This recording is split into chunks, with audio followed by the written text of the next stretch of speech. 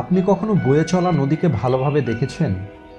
দেখবেন নদীটি যেখান থেকেই শুরু হোক না কেন, সেখান থেকে তার গন্তব্য হয় সমুদ্রে যাওয়া। রাস্তায় হাজার বাধা আসার পরেও নদীটা কিন্তু চলতে থাকে। হতে পারে কিছু জায়গায় নদীটির গতি একটু কমে যায়, কিন্তু কখনোই সে দাঁড়িয়ে পড়ে না। নিজের গতিতেই চলতে চলতে যে কোনো মূল্যে সে সমুদ্রে গিয়েই মেশে। একবার ভাবুন তো, যদি নদীটি মাঝ রাস্তায় চলা বন্ধ করে দেয়, তাহলে কি হবে?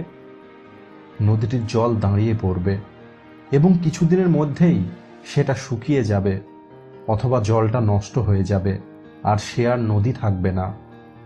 ঠিক একইভাবে আমাদের জীবনেও হয়ে থাকে।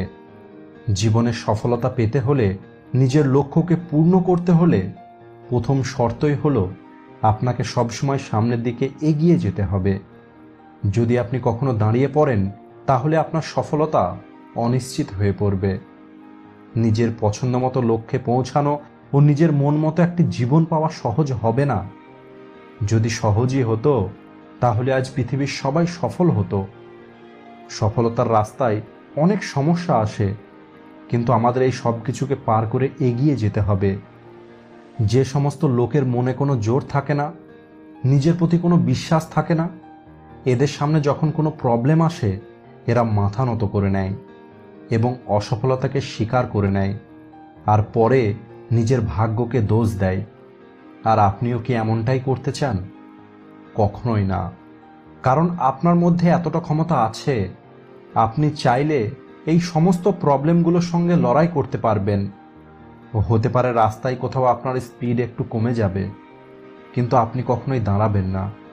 আর যে দাঁড়াবে না, সে তার গন্তব্যে অবশ্যই পৌঁছে যাবে। মনে রাখবেন, নিজের লক্ষ্য পূর্ণ করার প্রথম শর্তই হলো কন্টিনিউ না দাঁড়িয়ে চলতে থাকা। বয়ে চলা নদীটাই একদিন সমুদ্রে পৌঁছায়। যে নদীটা দাঁড়িয়ে যায়, সে সমুদ্রে কখনোই পৌঁছাতে পারবে না। সময় সবসময় চলতে থাকে, তাই প্রতিটি মানুষ সময়কে সম্মান করে। হাওয়া সবসময় বইতে থাকে, কখনো আস্তে তো কখনো জোরে, কিন্তু সে কখনোই দাঁড়িয়ে পড়ে না। আর এই কারণেই হাওয়াকে সবাই সম্মান করে। মহাকাশে হাজার হাজার গ্রহ নক্ষত্র আছে, সবাই চলতে থাকে, কেউ কখনো দাঁড়িয়ে পড়ে না। কারণ এটাই হলো প্রকৃতির নিয়ম, যে দাঁড়িয়ে পড়বে সে নষ্ট হয়ে যাবে। যদি আপনি আপনার লক্ষ্যকে পূর্ণ করতে চান, তাহলে আজ থেকে আপনাকে দৃঢ় সংকল্প করতে হবে এবং নিজেকে একটি প্রমিস করতে হবে যে হ্যাঁ, আমি হয়তো আমার রাস্তায় বাধা পেতে পারি, কিন্তু কখনোই আমি দাঁড়াবো না। এপিজে আব্দুল কালাম স্যার বলেছিলেন, ওঠো, জাগো এবং লক্ষ্য না পাওয়া পর্যন্ত দাঁড়িও না। একবার ভাবুন তো, যারা তাদের লক্ষ্য শুধুমাত্র এই কারণে ছেড়ে দেয় যে তাদের অনেক বেশি দূর যেতে হবে, এর থেকে বড় অসফলতার কিছু হয় না। সফলতা তো অনেক দূরের ব্যাপার। এরা কোনো রকমের চেষ্টা না করেই নিজেকে অসফলতার দিকে ঠেলে দেয়। এর থেকে কষ্টের আর কিছুই হয় না। আপনার মন আপনার সব থেকে বড় বন্ধু। আপনার শরীরের রক্ত সবসময় চলতে থাকে, সে কখনোই দাঁড়ায় না। আপনার ব্রেন সবসময় কাজ করতে থাকে, সে কখনো দাঁড়িয়ে পড়ে না।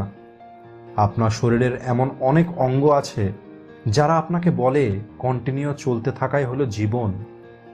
আপনার কান সবসময় শোনে, আপনার চোখ সবসময় দেখে। কার জন্য? শুধুমাত্র আপনার জন্য, যাতে করে আপনি সবসময় সফলতার দিকে এগিয়ে যেতে পারেন। তাই সবশেষে বলতে চাই, আর দেরি নয়, আজ এখন থেকেই একটি লক্ষ্য নির্ধারণ করুন এবং সেই পথে চলা শুরু করুন। চলার পথে যে বাধা আসবে, সেগুলোকে নিজের ওপরে বিশ্বাস রেখে পার করুন। তাহলেই আপনি সফলতা অবশ্যই পাবেন। সফলতা আপনার কাছে আসতে বাধ্য হবে। মনে রাখবেন, কোনো কিছু না করে কারোর কোনো জয়জ্ঞান হয় না, আর যে চেষ্টা করে সে কখনোই হেরে যায় না। তো বন্ধুরা, আপনিও যদি আমার কথার সঙ্গে একমত হন, তাহলে ভিডিওটিকে অবশ্যই লাইক করুন, শেয়ার করুন আপনার সমস্ত বন্ধুদের সঙ্গে। Thanks for watching.